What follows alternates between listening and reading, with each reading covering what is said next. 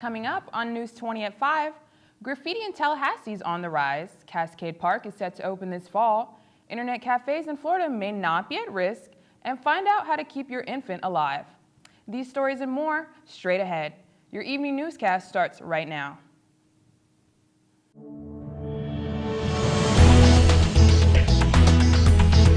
From the highest of 7 news in Florida's capital city, covering every corner of the Big Bend.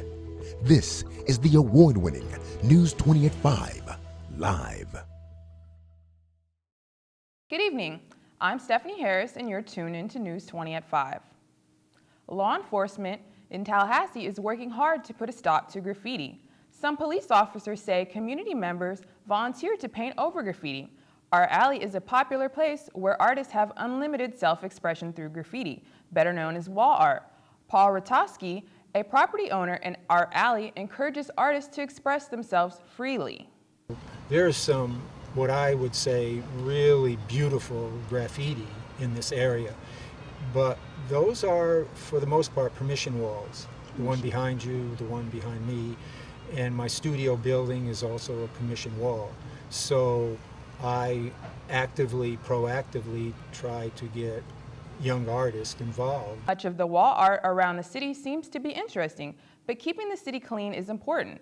If you suspect graffiti is not in a permission area, you can report it to the Graffiti Abatement Hotline at 850-891-4500. Cascade Park is scheduled to open in downtown Tallahassee this October. Reporter Brandon McMullen has more. Doesn't look much now, but this is the site of the highly anticipated Cascade Park. The $30 million, 24-acre park planned to open in downtown Tallahassee this October. Trucks are rolling in, setting the foundation for the amphitheater within the park, which will be a venue that can seat what officials say thousands of people. Construction began in July of 2010 under the supervision of program manager Dave Snyder of Blueprint 2000. He explained the reason for this signature project. The project is first and foremost a stormwater project that's going to take water that comes down Franklin Boulevard through Cascades Park in a buried concrete box culvert system and dumps into a pond in the lower end of the park. Over the years, Franklin Boulevard has been known to flood drastically due to heavy rain and poor drainage systems. Residents near the boulevard have difficult times maneuvering and adjusting to new routes because of the overflow of water onto the streets. Resident Jeff Schaefer lives on Franklin Boulevard where the flooding takes place. This whole area down here would flood. We'd have water up on our grass, come up over the curbs of the street. All of this, a lot of times they had to close the street off because the water just got too deep, especially out in the middle. City would come down and put up signs. While tax dollars are being used to construct Franklin Boulevard and the park, there's approximately $4 million being used from grants and private donations. For TV 20 at 5, I'm Brandon McMullen. Information about Cascade Park can be found at talgov.com. A proposed House bill may not be passed in Florida Senate. The bill would make internet cafes illegal. Reporter Kee'Shawn Smith tells us more. Senate Bill 380 is the bill set in place for internet cafes in the state of Florida. The bill places restrictions on the businesses rather than a ban. Whether to do away with these storefront operations has been an ongoing debate between Florida legislature in recent years. The issue still has them in a tug of war. Republican Peter F. Nair is against banning these businesses. People should be entitled to spend their money the way that they want to spend it, as long as they're doing it in a legal activity. An estimated 1,000 cafes have opened in Florida in recent years. Approximately 50 can be found in Northeast Florida alone. The cafes offer casino-style games to its users who can then buy internet time to either play the games or surf the web.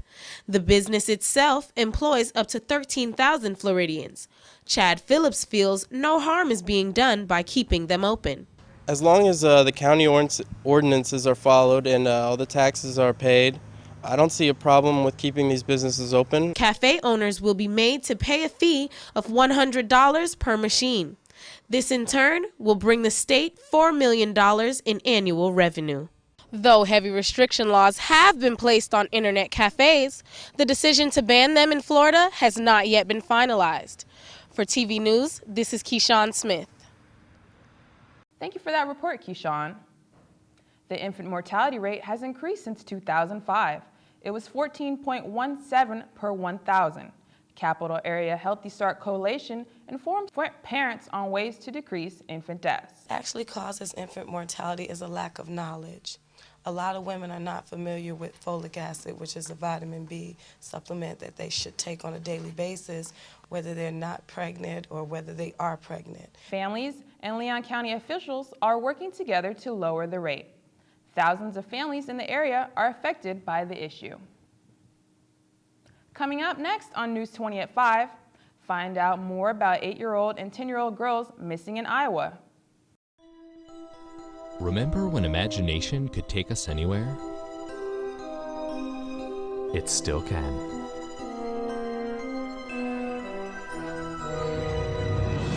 Destination Imagination is an extraordinary after-school activity that lets any child experience creativity, teamwork, and problem solving. Parents and teachers, start a Destination Imagination team and let your child begin the journey of a lifetime. Florida A&M University students have explored international cultures while discovering what they can become. From Hong Kong working as a camp counselor to the Dominican Republic for the Study Abroad program, I discovered my passion for international studies. As Miss FAMU, the university has prepared me to represent my institution in the global market. Discover what you can become. Descubrir lo que puede llegar a ser. Yeah, what she said. For more information about our Study Abroad program, visit discoverfamu.com.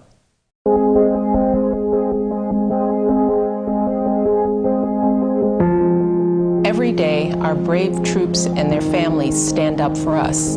For years, we've asked so much of so few. Now we have a chance to serve these heroes. To give time, offer comfort, or lend a hand. To ease the burden on a military family. Let's honor their service by volunteering ours. Florida A&M University students continue to define themselves as role models, pace setters, and young professionals on the global scale.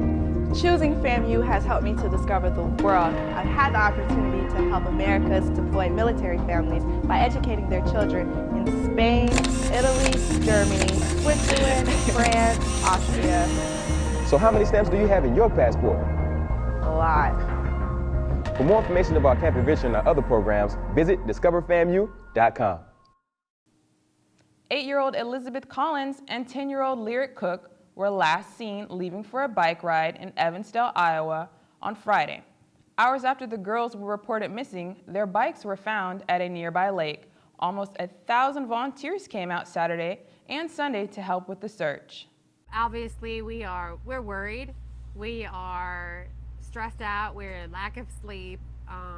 We are extremely grateful at moments because we've had such a huge turnout of people, of family, of friends, of people we don't even know that just want to help. We're bracing for the worst, but hoping for the best. Authorities plan to drain the lake Monday to help assist with the search.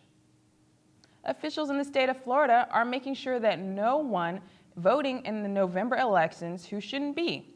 Florida is getting access to a very critical Homeland Security database. Their database will allow us to make sure that in future elections, non-U.S. citizens aren't going to vote. A recent Mason-Dixon poll asked if Floridians opposed the plan being implemented by Governor Scott. 54% of registered voters say they support the plan. A private security firm is facing Parliament in London. They aren't capable of providing enough security at the Summer Olympic Games. The government had to step in and assist. Dan Rivers has more.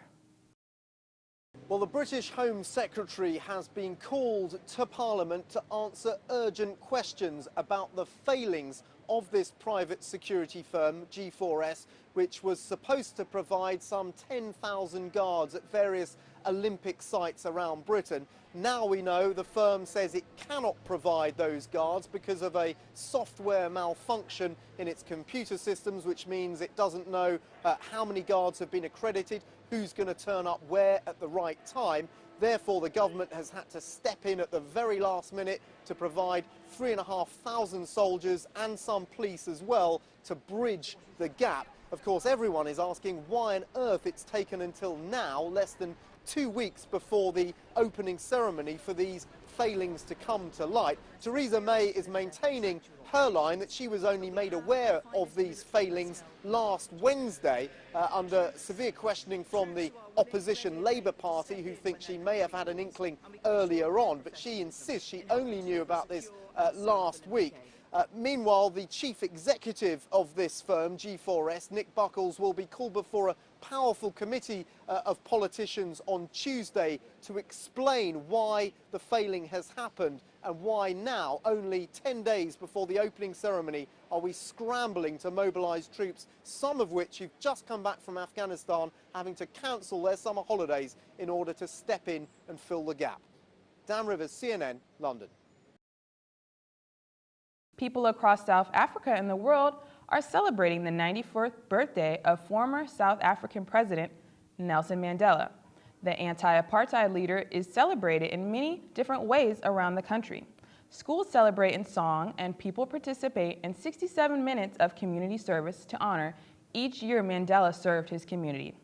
President Obama sent birthday wishes, and former President Bill Clinton visited him in person.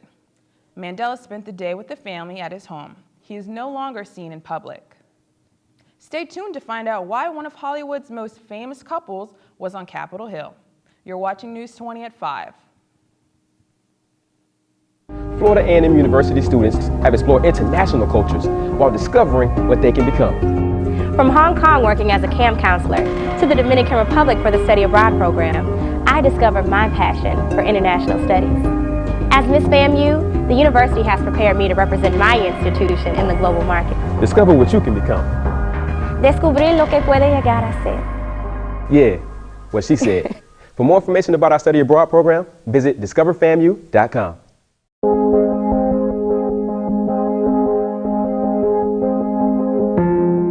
Every day, our brave troops and their families stand up for us. For years, we've asked so much of so few. Now we have a chance to serve these heroes. To give time, offer comfort, or lend a hand. To ease the burden on a military family. Let's honor their service by volunteering ours. Florida A&M University students continue to define themselves as role models, pace setters, and young professionals on the global scale.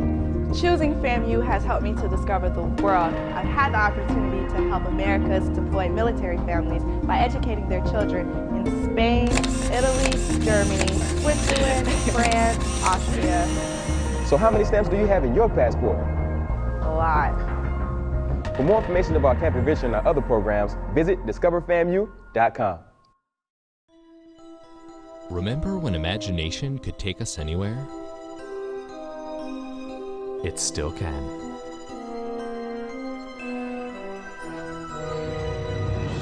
Destination Imagination is an extraordinary after-school activity that lets any child experience creativity, teamwork, and problem solving. Parents and teachers, start a Destination Imagination team and let your child begin the journey of a lifetime.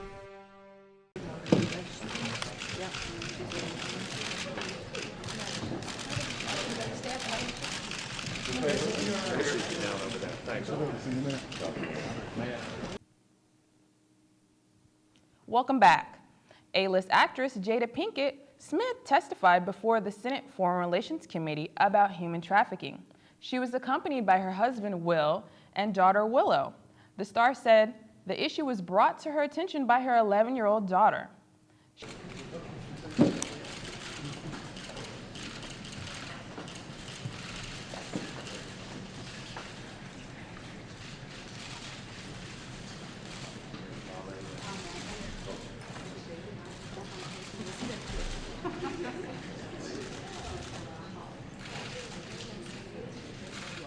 Willing and very capable to lead us in these efforts as well. So I think that could also be an aspect of our education and learning, continue to learn what this is about and what it looks like.